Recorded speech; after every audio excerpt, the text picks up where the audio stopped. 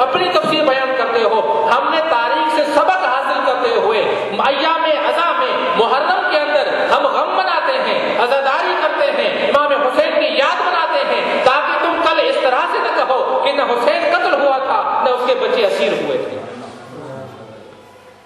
تو اس شخص نے اس جواب کو جب دیا تو ایک دوسرا عالم جو اس کے ساتھ بیٹھا ہوا تھا وہ کہنے لگا، سنی عالم تھا وہ بھی کہنے لگا کہ یہ اس نے ایسا جواب دیا ہے کہ یہ اس کا جواب اپنا نہیں ہو سکا بلکہ اللہ نے اس کو الہام فرمایا۔ اور یہ واقعی حقیقت ہے کہ اگر ہم امام حسین علیہ السلام کی عزاداری کو نہ منائیں تو امام حسین کی مظلومیت پوشیدہ رہ جائے گی، امام کا جو غم ہے، امام کا جو مشن ہے، امام کی جو تحریک تھی، امام کا جو انقلاب تھا وہ پوشیدہ ہو جائے گا، امام کا مقصد ختم ہو جائے گا۔ لہذا ہماری ذمہ داری ہے کہ ہر حال میں کسی بھی شکل میں، چاہے چھوٹے پیمانے پہ ہو چاہے بڑے پیمانے پہ ہو، امام حسین کی عزاداری کو کرنا چاہیے۔ صلوات کریں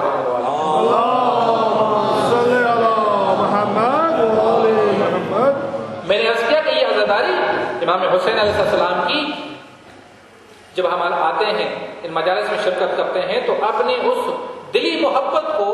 ان عزاداری کے ذریعے سے، ان مجالس کے ذریعے سے مضبوط بناتے ہیں، اپنا رشتہ اہل بیت کے ساتھ اور خاص طور پر امام حسین علیہ السلام کے ساتھ مضبوط بناتے ہیں۔ اور اہل بیت علیہ السلام نے اس کے علاوہ بھی ایک اور ذریعہ ہمیں عطا فرمایا ہے کہ جس کے ذریعے سے انسان اپنی زندگی میں مختلف اوقات میں مختلف وقتوں پر اپنے محبت کے اظہار کو پیش کر سکے، اپنا تعلق اہل بیت سے بیان کر سکے اور اس کو مضبوط کر سکے۔ اہل بیت نے ایک اور بھی طریقہ ہمیں عنایت فرمایا ہے، اور وہ جو طریقہ ہمیں بتایا ہے وہ ایسا طریقہ ہے کہ جو تقریباً مخصوص ہے ہم شیعہ حیدر کرار کے ساتھ، مسلمانوں کے اور فرقوں کے اندر کم و بیش وہ بات موجود ہے، لیکن جو اہمیت اور جو تاکید ہمارے فقہ جعفری کے مطابق اس عمل کی ہے کہ جس کے ذریعے سے اہل بیت کے ساتھ رشتہ جو ہے مضبوط ہوتا ہے، اس موضوع کی جو اہمیت اہل بیت کے مکتب میں ہے وہ کسی اور مکتب میں نہیں ہے، اور وہ موضوع ہے زیارت۔ زیارت ایک ایسا موضوع ہے کہ جو ہمیں اہل بیت کی طرف سے بڑی تاکید کے ساتھ بیان کیا گیا ہے، اور اس زیارت کے ذریعے سے انسان اپنے مولا کے ساتھ، اپنے رہبر کے ساتھ اپنا تعلق مضبوط کرتا ہے، اپنی توجہ اپنے مولا کے ساتھ، اپنے مولا کی طرف کرتا ہے، اور اس توجہ کے ذریعے سے اپنا دلی لگاؤ اور اپنا دلی جو محبت ہے وہ اپنے مولا کے سامنے اظہار کرتا ہے۔ اور یہ زیارت کا موضوع اتنا اہم موضوع ہے اور اس کی اتنی عظمت ہے کہ اگر انسان اہل بیت علیہ السلام سے جو روایات ہیں جو ہم تک پہنچی ہیں اس حوالے سے، اگر ان کا مطالعہ کرے تو انسان کو اس زیارت کے عمل کی عظمت معلوم ہو جائے گی۔ اور خصوصی طور پر امام حسین علیہ السلام کی زیارت اتنی زیادہ اہمیت کے حامل ہے، اتنی زیادہ عظمت کے حامل ہے کہ اتنی فضیلت جناب رسالت مآب صلی اللہ علیہ وآلہ وسلم کی زیارت کی بھی نہیں جتنی امام حسین کی زیارت ہے۔ اور اس کا فلسفہ بھی میں نے آپ کے سامنے ایک جملے میں عرض کر دیا کہ اس کا فلسفہ یہ ہے کہ اس زیارت کے ذریعے سے انسان اپنے مولا کے ساتھ اپنی محبت کا اظہار کرتا ہے، اپنی توجہ کا اظہار کرتا ہے کہ مولا میری توجہ آپ کی طرف ہے۔ انسان اپنا دل کا رشتہ، محبت کا رشتہ اپنے مولا کے ساتھ مضبوط کرتا ہے، اسی کا نام زیارت ہے۔ اور ہم اہل بیت کے ماننے والوں کے پاس اتنی زیادہ زیارتیں ہیں کہ انسان اگر ان کا مطالعہ کرے، ان کو پڑھے تو انسان پڑھ کے تھک جائے گا، لیکن وہ زیارتیں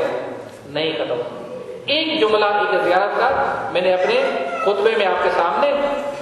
عرض کیا، اور اپنے عشرے کی گفتگو جو انشاءاللہ آپ کے سامنے عرض کروں گا، اس عشرے کی گفتگو کا میرا عنوان انشاءاللہ زیارت کا موضوع رہے گا عمومی طور پر، لیکن خصوصی طور پر یہ جملہ میں نے آپ کے سامنے خطبے میں عرض کیا تھا، یہ زیارت جامعہ کبیرہ کا جملہ ہے کہ جس میں امام علی نقی علیہ السلام ارشاد فرماتے ہیں کہ السلام علیکم یا اہل بیت النبوہ و موضع الرسالہ و مختلف الملائکہ و محبت الوحی۔ یہ وہ عظیم زیارت ہے، صحابی آتا ہے امام نقی علیہ السلام کی خدمت میں، عرض کرتا ہے کہ مولا مجھے ایک ایسی زیارت عنایت فرمائیے، ایک ایسی زیارت تعلیم فرمائیے کہ جب میں کسی بھی امام کی زیارت کے لیے جاؤں تو اس زیارت کو پڑھ سکوں۔ تو مولا نے اس کے سوال کے جواب میں یہ عظیم الشان زیارت جو زیارت جامعہ کبیرہ کے نام سے مشہور ہے، مولا نے ارشاد فرمائی۔ ہمارے بہت سے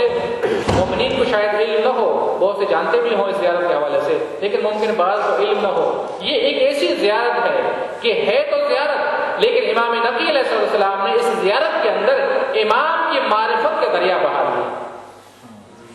امام کی معرفت کے سمندر بہا دیے ہیں۔ انسان اگر زیارت کی نیت سے نہ بھی پڑھے، فقط ایسے مطالعے کی نیت سے اس زیارت کی ترجمے کی طرف توجہ کرے تو انسان اپنے امام کی معرفت کو بہت عالی شان انداز میں حاصل کر سکتا ہے۔ لہذا اس موضوع پر کم گفتگو کی جاتی ہے، کم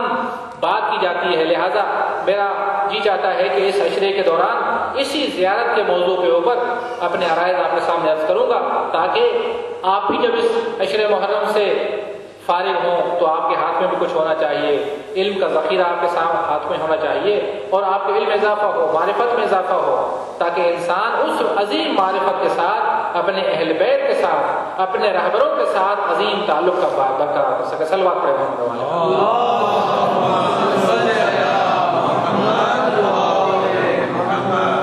تو انشاءاللہ زیارت کے حوالے سے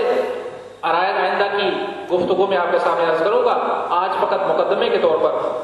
کیونکہ محرم کی ابتدا ہے، مجالس کی ابتدا ہے، تو عزاداری کی اہمیت کے حوالے سے میں نے کچھ عرائض آپ کے سامنے عرض کیے، تاکہ انسان معرفت کے ساتھ آئے اور اہل بیت کی مجلس سے، امام حسین کے ذکر سے استفادہ کرے۔ اور استفادہ بھی ہلکا پھلکا انسان کو نہیں کرنا چاہیے، انسان کو مانگنے والے کو کنجوس نہیں ہونا چاہیے،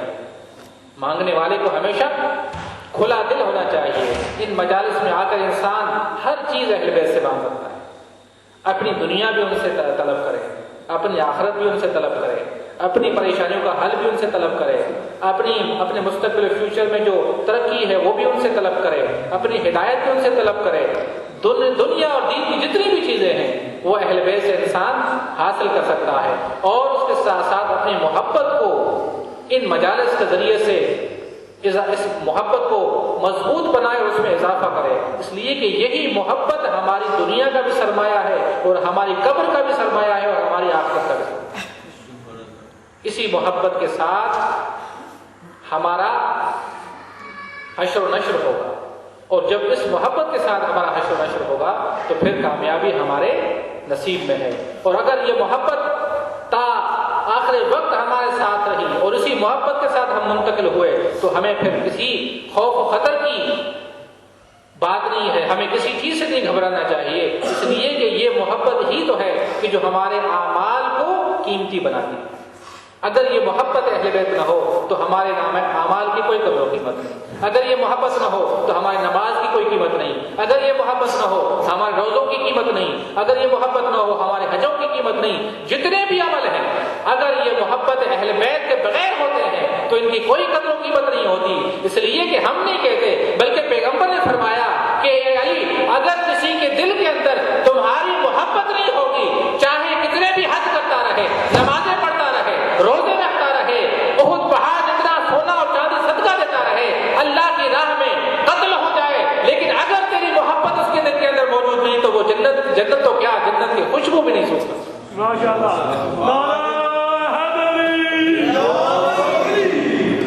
اس لیے کہ یہ محبت ہی تو ہے کہ جو ان اعمال کو وزنی بناتی ہے،